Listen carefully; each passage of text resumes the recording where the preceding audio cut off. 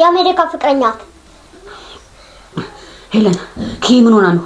የተፈጠረ ችግር አለ እንዴ? የሚያምር ቆንጅዬ ልጅ ፌስቡክ ላይ ለጥፈዋለች። ፈረንጅ ነው መሰለኝ።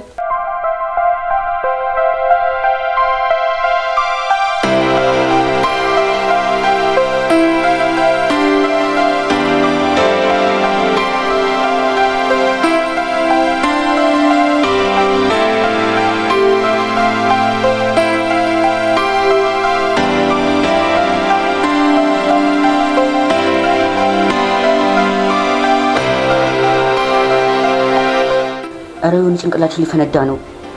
ከጧት ጀምሮ ኦንላይን ላይ የለችም እኮ የጨራሽ ብላ ደግሞ ፕሮፋይሏን ቀይራለች። ባክናት አትጨነቅ። የውጭ ሀገር ፍቅረኛ እንደ ኢትዮጵያ ነው ታንስ ጠፋለች ትመጣለች። ክያ እኮ እንደዚህ አይነት ልጅ አለች። ዛሬ ቪዲዮ ኮል እናወራለን ብላኝ ነበር። የሆነ ነገር ባትኖር እንደዛ አጠፋም ነበር።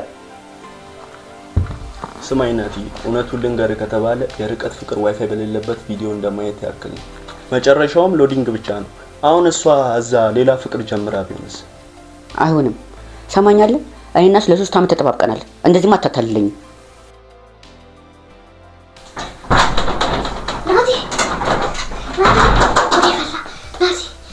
ሄለን ምን ሆነሽ ነው? የተፈጠረ ነገር አለ እንዴ? የአሜሪካ ፍቅረኛ ሄለን ምን ሆና ነው? የተፈጠረ ችግር አለ እንዴ? የሚያምር ቆንጅዬ ልጅ ፌስቡክ ላይ ለጥፈዋለች። ፈረንጅ ነው መሰለኝ። ይኸው ላሳይክ እንደው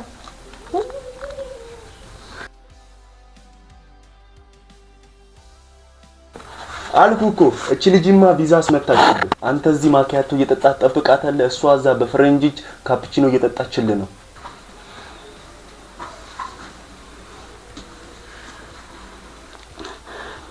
ሊሆን አይችልም። ኪያ ማን ላይ እንደዚህ ልታደርግ አትችልም።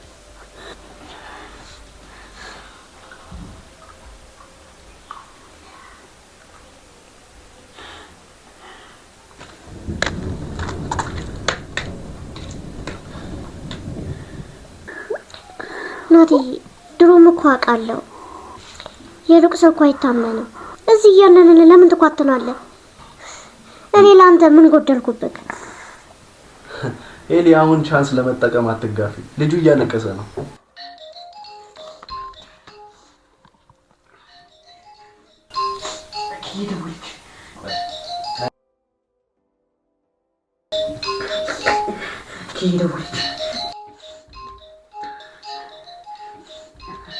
አንሳው ያ ፈረንጅ ማን እንደሆነ ጠይቃት። ናቲ አታንሳው። ዋናው ማስረጃ እኮ እጅ ላይ ነው ያለው። አታንሳው። ምን ያደርግልሃል?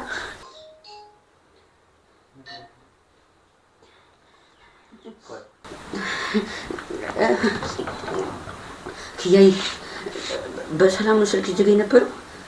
እኔ ናት አስጨነቅሽኝ እኮ ኪያዬ። አሁን የት ነሽ? ማለት ከፋሩኑ ጋር ነሽ እንዴ? እንዴ ኪያዬ አዲስ አበባ ነው ያለሽው? እና ታዲያ ፌስቡክ ላይ የለጠፍሽው ፈረንጅ ማን ነው? እና ዝም ብለሽ ባል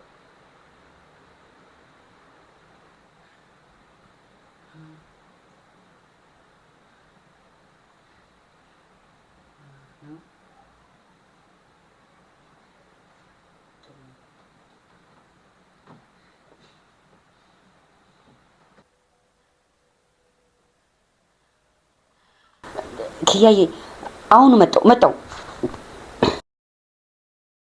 ኒውስ ያሰብሽው ሳይሳካ ቀረ አይደለ? እሱ ልጁ ስራ አገኘ፣ ፍቅረኛው መጣችለት።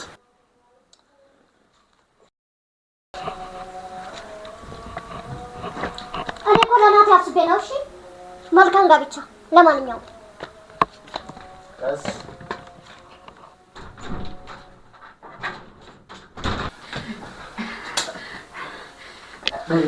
አሁን መኪና ተከራይተን ኤርፖርት እንሂድ። ቶሎ በል።